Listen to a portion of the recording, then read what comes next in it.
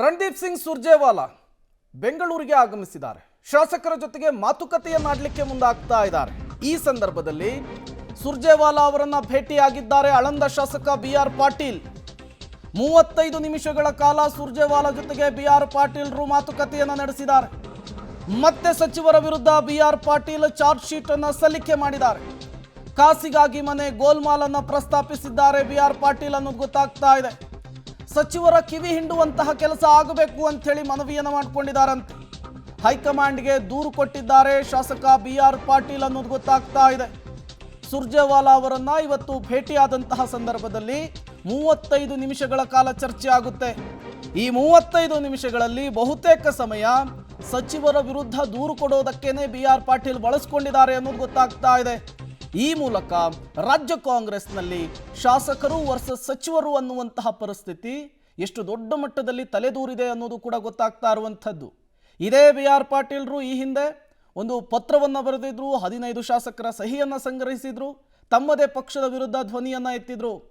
ಈ ಹಿಂದೆ ಆಡಿಯೋ ಕೂಡ ವೈರಲ್ ಆಗಿತ್ತು. ಹಾಗಾದರೆ ಬಿಆರ್ ಪಾಟೀಲ್ ಅವರ ಚಾರ್ಜ್ ಶೀಟ್ ಏನು? ವಸತಿ ಇಲಾಖೆಯಲ್ಲಿ ಹಣವನ್ನು ಕೊಟ್ಟು ಮನೆಯನ್ನು ಹಾಕಿಸ್ಕೊಂಡು ಬಂದಿದ್ದಾರೆ. ಈ ರೀತಿಯ ಸಮಸ್ಯೆ ನನಗೊಬ್ಬನಿಗೆ ಆಗ್ತಾ ಇಲ್ಲ, ನಾನೊಬ್ಬನೇ ಅಲ್ಲ, ಬಹುತೇಕ ಶಾಸಕರದ್ದು ಕೂಡ ಇದೇ ರೀತಿಯ ಪರಿಸ್ಥಿತಿ ರಾಜ್ಯ ಕಾಂಗ್ರೆಸ್ನಲ್ಲಿದೆ. ಸಚಿವರ ಕಚೇರಿಯಿಂದ ಬ್ರೋಕರ್ಗಳು ಫಂಡನ್ನು ಹಾಕಿಸ್ಕೊಂಡು ಹೋಗ್ತಿದ್ದಾರೆ. ಶಾಸಕರುಗಳು ನೇರವಾಗಿ ಹೋಗಿ ಫಂಡನ್ನು ಕೇಳಿದಾಗ ಯಾಕೆ ಸಿಗಲ್ಲ ಅಂತ ಕೂಡ ಪ್ರಶ್ನೆಯನ್ನು ಮಾಡಿದ್ದಾರೆ. ಸಚಿವರುಗಳ ಕಿವಿ ಹಿಂಡುವಂತಹ ಕೆಲಸ ಆಗಲೇಬೇಕು ಅಂಥೇಳಿ ಉಸ್ತುವಾರಿಗೆ ಮನವಿ ಮಾಡಿಕೊಂಡಿದ್ದಾರೆ. ಸಚಿವರುಗಳ ಕಿವಿ ಹಿಂಡುವಂತಹ ಕೆಲಸ ಆಗಬೇಕು. ಸಿಎಂ ಡಿಸಿಎಂ ಒಂದು ಹಂತಕ್ಕೆ ಹೇಳ್ಬಹುದಷ್ಟೇ, ಅಲ್ಟಿಮೇಟ್ ಆಗಿ ನೀವೇ ಹೇಳಬೇಕಾಗುತ್ತೆ. ಹೈಕಮಾಂಡ್ ನೇರವಾಗಿ ಸಚಿವರ ಕಿವಿ ಹಿಂಡೋದು ಒಳಿತು ಅಂಥೇಳಿ ಸಲಹೆಯನ್ನು ಕೊಟ್ಟಿದ್ದಾರೆ. ಸಚಿವರ ನಡೆಯಿಂದ ಶಾಸಕರು ಸಾಕಷ್ಟು ಅಸಮಾಧಾನಗೊಂಡಿದ್ದಾರೆ. ಹೈಕಮಾಂಡ್ ಮಧ್ಯಪ್ರವೇಶಿಸಿ ಎಲ್ಲವನ್ನೂ ಕೂಡ ಸರಿಪಡಿಸಬೇಕು ಅಂತ ಹೇಳಿದ್ದಾರೆ. ಎಟ್ ದ ಸೇಮ್ ಟೈಮ್ ನಾನು ಆಡಿಯೋದಲ್ಲಿ ಹೇಳಿರೋದೆಲ್ಲವೂ ಕೂಡ ಸತ್ಯ. ವಸತಿ ಇಲಾಖೆಯಲ್ಲಿ ಹಣ ಕೊಟ್ಟು ಮನೆ ಹಾಕಿಸ್ಕೊಳ್ಬೇಕಾದಂತಹ ಪರಿಸ್ಥಿತಿ ಇದೆ.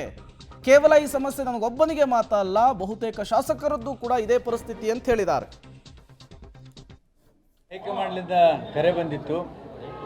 ಮಾನ್ಯ ಸುರ್ಜೇವಾಲಾ ನಮ್ಮ ಅಖಿಲ ಭಾರತೀಯ ಕಾಂಗ್ರೆಸ್ ಕಮಿಟಿಯ ಪ್ರಧಾನ ಕಾರ್ಯದರ್ಶಿಗಳು ಅವ್ರ ಜೊತೆಗೆ ದೀರ್ಘವಾದಂಥ ಚರ್ಚೆ ಆಯಿತು.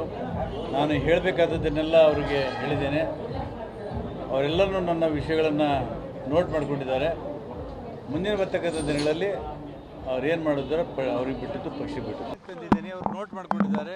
ಅವ್ರೇನು ಕ್ರಮ ಕೈಗೊಳ್ತಾರೋ ಹೈಕಮಾಂಡ್ ಬಿಟ್ಟಿದ್ದು. ಸಾಕಷ್ಟು ಅಸಮಾಧಾನ ವ್ಯಕ್ತಪಡಿಸಿದ್ರಿ. ಏನು ಅಸಮಾಧಾನ? ನಾನು ಹೋರಾಟಗಾರ, ಅಸಮಾಧಾನ ಇಲ್ಲ ನನಗೆ. ವ್ಯವಸ್ಥೆ ಸರಿ ಮಾಡಬೇಕು ಅಂತ ಎಲ್ಲ ವಿಷಯ ಮಾತಾಡಿದ್ದೀನಿ.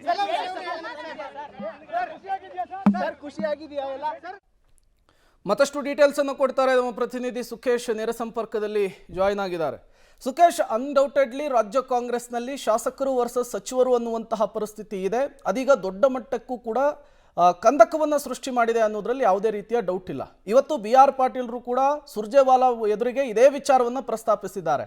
ಬಟ್ ಈಗ ಸುರ್ಜೇವಾಲಾ ಅವರಿಂದ ಈ ಸಮಸ್ಯೆಗೆ ಯಾವ ರೀತಿಯ ಪ್ಲಾನ್ ಆಫ್ ಆಕ್ಷನ್ ಆಗಬಹುದು ಅಂತ ಹೇಳಿ? ಮೊದಲನೇದಾಗಿ ಈ ಒಂದು ದೂರಿನ ಜೊತೆಗೆ ತಾವು ಹಿಂದೆ ಮಾಡಿದಂಥ ಆರೋಪ ಏನು, ಆರೋಪ ಸತ್ಯವಾಗಿದ್ದು ಅನ್ನುವಂಥದ್ದು ಸಮರ್ಥನೆ ಕೂಡ ಮಾಡ್ಕೊಂಡಿದ್ದಾರೆ ಬಿಆರ್ ಪಾಟೀಲ್ರು ಅನ್ನುವಂಥ ಮಾಹಿತಿ ಬರ್ತಾ ಇರುವಂಥದ್ದು. ಜೊತೆಗೆ ಸಚಿವರುಗಳು ಹೇಗೆಲ್ಲ ನಡ್ಕೊಳ್ತಾ ಇದ್ದಾರೆ, ಅಥವಾ ಇಲಾಖಾವಾರು ಹೇಗೆ ನಡೀತಾ ಇದೆ, ಅಥವಾ ಅನುದಾನದ ವಿಚಾರದಲ್ಲಿ ಏನು ತಾರತಮ್ಯ ಆಗ್ತಾ ಇದೆ, ಅಥವಾ ಅನುದಾನವನ್ನು ತರಕ್ಕೆ ಶಾಸಕರಲ್ಲದೆ ಬೇರೆಯವ್ರಿಗೂ ಕೂಡ ಹೇಗೆ ಸಾಧ್ಯ ಆಗ್ತಾ ಇದೆ, ಈ ಎಲ್ಲ ವಿಚಾರಗಳನ್ನು ಪಿನ್ ಟು ಪಿನ್ ಆಗಿ ಸುರ್ಜೇವಾಲಾ ಅವರು ಮುಂದೆ ವಿವರಿಸಿದ್ದಾರೆ ಅನ್ನುವಂಥದ್ದು. ಜೊತೆಗೆ ಇನ್ನೂ ಒಂದು ಮಾತನ್ನು ಹೇಳಿದ್ದಾರೆ ಬಿಆರ್ ಪಾಟೀಲ್ರು ಅನ್ನುವಂಥದ್ದು, ಸಚಿವರುಗಳ ಕಿವಿ ಹಿಂಡುವ ಕೆಲಸ ಆಗಬೇಕು. ಯಾಕಂದರೆ ಸಚಿವರುಗಳು ಸರಿಯಾಗಿ ಸ್ಪಂದಿಸ್ತಿಲ್ಲ, ತಮಗೆ ಹೇಗೆ ಬೇಕೋ ಹಾಗೆ ನಡೆದುಕೊಳ್ತಾ ಇದ್ದಾರೆ ಅನ್ನುವಂಥ ನಿಟ್ಟಿನಲ್ಲಿ ಅವರ ಕಿವಿ ಹಿಂಡಿ ಅನ್ನುವಂಥ ಮಾತು. ಇದು ಸಹಜವಾಗಿ ಹೈಕಮಾಂಡ್ ಗಂಭೀರವಾಗಿ ಪರಿಗಣಿಸುವಂಥ ಸಾಧ್ಯತೆ ಇರುತ್ತೆ. ಸಚಿವರ ವಿಚಾರದಲ್ಲಿ ಪದೇ ಪದೇ ಶಾಸಕರುಗಳು ದೂರನ್ನು ಕೊಡ್ತಾ ಇರುವಂಥದ್ದು, ಬಹಿರಂಗವಾಗಿ ಮಾತನಾಡ್ತಿರುವಂಥದ್ದು, ಅನುದಾನ ಸಿಗ್ತಾ ಇಲ್ಲ ಅಂತಿರೋದು, ಅಥವಾ ಉಸ್ತುವಾರಿ ಸಚಿವರುಗಳು ಜಿಲ್ಲಾ ಮಟ್ಟದಲ್ಲಿ ಸರಿಯಾಗಿ ಸ್ಪಂದಿಸ್ತಾ ಇಲ್ಲ ಅಂತ ಹೇಳ್ತಾ ಇರೋದು, ಇದು ಯಾವುದೂ ಕೂಡ ಹೊಸತಲ್ಲ. ಸರ್ಕಾರ ಅಧಿಕಾರಕ್ಕೆ ಬಂದ 6 ತಿಂಗಳಿಂದಲೇ ಇವೆಲ್ಲವೂ ಕೂಡ ಶುರುವಾಗಿತ್ತು ಕೂಡ. ಹಾಗಾಗಿ ಬೇರೆ ಬೇರೆ ಹಂತದಲ್ಲಿ ಬೇರೆ ಬೇರೆ ಸ್ವರೂಪ ಪಡೆದುಕೊಳ್ತು, ಬೇರೆ ಬೇರೆ ಶಾಸಕರುಗಳು ಮಾತಾಡಿದ್ರು, ಬೇರೆ ಬೇರೆ ಜಿಲ್ಲಾ ವಿಚಾರಗಳು ಪ್ರಸ್ತಾಪ ಆಗಿತ್ತು. ಇವೆಲ್ಲವನ್ನು ನೋಡ್ತಾ ಹೋದರೆ ಒಂದು ಪರಿಹಾರವನ್ನು ಕಂಡುಕೊಳ್ಬೇಕಾದಂಥ ಅನಿವಾರ್ಯತೆಗೆ ಕಾಂಗ್ರೆಸ್ ಹೈಕಮಾಂಡ್ ಸಿಲುಕದಂತೆ ಕಾಣಿಸ್ತಾ ಇದೆ. ಈ ನಿಟ್ಟಿನಲ್ಲಿ ಏನು ಕೆಲಸವನ್ನು ಮಾಡುತ್ತೆ ಹೈಕಮಾಂಡ್ ಅನ್ನುವಂಥದ್ದು ಕೂಡ ಈಗಿರುವಂಥ ಕುತೂಹಲ ಕೂಡ. ಪ್ರೇಮ್, ಸುಖೇಶ್, ಹಾಗೆ ಸಂಪರ್ಕದಲ್ಲಿರಿ, ಮತ್ತಷ್ಟು ಅಪ್ಡೇಟ್ಸ್ ನಿಮ್ಮಿಂದ ಪಡಿತಾ ಹೋಗ್ತೀವಿ. ಇದೇ ಬಿಆರ್ ಪಾಟೀಲ್ರು ಈ ಹಿಂದೆ ಪತ್ರವನ್ನು ಬರೆದ ಮೇಲೆ ಸಿಎಂ ಕರೆದು ಸಮಾಧಾನ ಮಾಡೋ ಕೆಲಸ ಮಾಡಿದ್ದು. ಅದಾದ ಮೇಲೆ ತಮ್ಮದೇ ಪಕ್ಷದ ವಸತಿ ಇಲಾಖೆಯ ಮೇಲೆ ಗಂಭೀರ ಆರೋಪ ಮಾಡಿದ್ರು. ಆಡಿಯೋ ಕೂಡ ವೈರಲ್ ಆಗಿತ್ತು. ಈಗ ಸುರ್ಜೇವಾಲಾ ಅವರನ್ನು ಭೇಟಿ ಮಾಡಿದ್ದಾರೆ.